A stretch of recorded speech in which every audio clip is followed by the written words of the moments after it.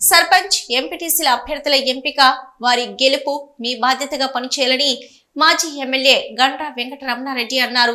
వరంగల్ జిల్లా పరకాల తన నివాసంలో మొగుళ్లపల్లి మండపం బీఆర్ఎస్ పార్టీ ముఖ్య కార్యకర్తలతో ఏర్పాటు చేసిన సమావేశం నిర్వహించారు. ఈ సందర్భంగా మాట్లాడుతూ ఎన్నికల సమయంలో ప్రజలు పూలతో చల్లుతూ స్వాగతం పలికారు. ఎక్కడ వ్యతిరేకించలేదని, బీఆర్ఎస్ పార్టీ అధికారం కోల్పోయినా ఇప్పటి ప్రభుత్వం ఇచ్చిన వాగ్దానాలు ప్రజలు నమ్మడం లేదని అన్నారు. మిత్రులారా, ఈరోజు మిమ్మల్ని అందరినీ కూడా పిలిచి మీతో మాట్లాడాలనే ఉద్దేశంతో మిమ్మల్ని అతి తక్కువ సమయంలో నిన్న సాయంకాలం చెప్పగానే ఈరోజు ఉదయానికి వచ్చినందుకు మీ అందరికీ కూడా మనస్ఫూర్తిగా మరొకసారి హృదయపూర్వక కృతజ్ఞతలు తెలియజేస్తాను. ఈరోజు మండల పార్టీ అధ్యక్షులు, అదేవిధంగా మండలంలో ఉండే ముఖ్య నాయకులందరికీ కూడా నేను చాలా సందర్భాలలో చెప్పిన, ఎక్కడైతే గ్రామ పార్టీ అధ్యక్షులు లేరో మండల గ్రామ పార్టీ అధ్యక్షులు మొదలు ఏర్పాటు చేయమని నేను చాలాసార్లు చెప్పిన. కానీ కారణం ఏదైనా అది అమలు కాలేదు కాబట్టి ఎన్నికలు అనేటివి అనివార్యం, ఎప్పుడైనా పెట్టాల్సిన పరిస్థితి వస్తుందిగా, ఇంకా మనం ఉపేక్షిస్తే లాభం లేదని చెప్పి ఈరోజు మిమ్మల్ని అందరూ కూడా ఆహ్వానించడం జరిగింది. డబ్బులు పోయినాయి, యాక్చువల్ ఓడిపోయినాం. ఈరోజు వాస్తవం చెప్తా ఉన్నా, హన్మకొండలో నాకు ఇల్లు లేదు, అమ్ముకున్నా. హైదరాబాద్లో ఇల్లు లేదు, అమ్ముకున్నా. కిరాయి ఇంట్లో ఉంటుంది. ఇప్పుడు వాస్తవం చెప్తున్నా, ఆస్తులు చాలా వరకు అమ్మినాం, అప్పులలో ఉన్నాం. కాబట్టి మీరు అనుకోవచ్చు వెంకటరమణ డబ్బులకి ఏం లేదు, ఇంతకుముందు దొరకదు. ఎక్కడ లేకనే పరకాలు నచ్చిట్టున్నా. ఎందుకంటే హన్మకొండలో ఇల్లు తీసుకుంటే మళ్ళీ ₹1,00,000 అవుతుందని కిరాయిలు తీసుకోకుండా వచ్చి పరకాల్లో ఉంటున్నాం. ఈరోజు ఈ పరిస్థితి ఉన్నదని కారణం మీరు అర్థం చేసుకోవాలి. ఈరోజు ఇన్ని కష్టాలైనా ఎదుర్కోవడానికి సిద్ధంగా ఉన్నాం. కానీ మీరు ఈరోజు కూడా ఒకసారి ఆలోచన చేయండి. కేసీఆర్ గారు చాలా క్లారిటీగా 100 మంది ఎమ్మెల్యే, మన పార్టీ ఎమ్మెల్యేల ముందు, ఎమ్మెల్సీల ముందు, పార్లమెంట్ సభ్యుల ముందు చాలా సవివరంగా చెప్పిండు.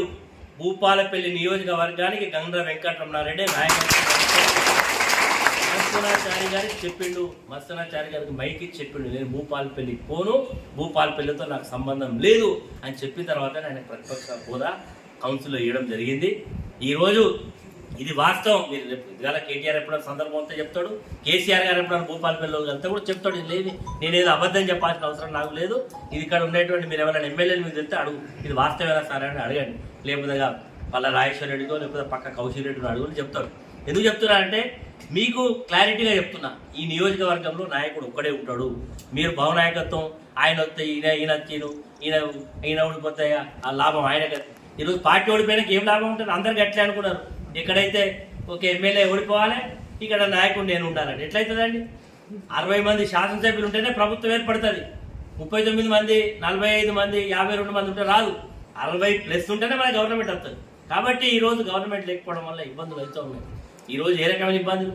ఒక్క మన కార్యకర్తనే కాదు, కేటీఆర్ని జైల్లో పెట్టాలని చూస్తాడా రేవంత్ రెడ్డి? అక్రమ కేసులు పెట్టాలని చూస్తాడా ఆయన? ఒక మంత్రిగా ఈ రాష్ట్ర ప్రయోజనాలను దృష్టిలో పెట్టుకొని ఒక నిర్ణయం తీసుకొని ఒక కార్ రేసు, అది ఎంత? 45 కోట్లు. అది 45 కోట్లు అది తినాలండి. అంటే ఈరోజు కేటీఆర్ని ఎట్లా ఇబ్బంది పెట్టాలి? కాళేశ్వరం ప్రాజెక్టు కట్టిండు. ప్రాజెక్టు కడితే ఈరోజు తెలంగాణ ముఖ చిత్రమే మార్చబడ్డది. ప్రాజెక్టు కట్టడం వల్ల, నీళ్లు రావడం వల్ల నిరుపయోగం ఉన్న భూములన్నీ కూడా ఉపయోగంలోకి వచ్చినాయి. హైదరాబాద్లో తాగునీటి సమస్య పోయి. నేను చెప్తున్నాను, మీరు నోరుకు పని చెప్తే గెలుపు మీ చేతిలోనే ఉన్నది. మీ గెలుపు మీరు చెప్తాం, నేను ఓటాడు కావాలని అడగాలి, మీ ఇష్టం. నేను ఇంతకంటే చెప్పేది లేదు. ఖచ్చితంగా మళ్ళీ ఒక 1 మంత్ తర్వాత మీరు మండలంలో ఒక దగ్గర కూర్చొని మళ్ళీ ఒకసారి రివ్యూ చేసుకోండి.